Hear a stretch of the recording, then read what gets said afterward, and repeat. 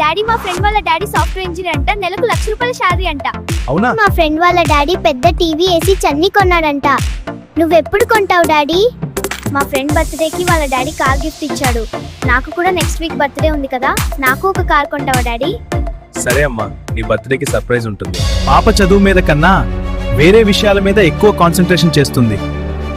చదువు పాడవుతుంది, ఎలాగోలా మార్చాలి. డాడీ నా కార్ ఎక్కడా? సర్ప్రైజ్ ప్లాన్ చేశాను, ముందుగా కళ్ళు మూసుకో. అవునా? ఓకే సరే, ఇప్పుడు కళ్ళు తెరువు. అదిగో నీ సర్ప్రైజ్.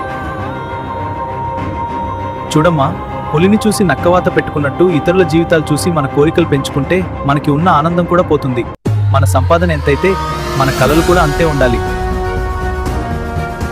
ఇతరుల లైఫ్ చూసి మన కలలు కాదు, మన పరిస్థితులు చూసి మన భవిష్యత్తు నిర్మించుకోవాలి.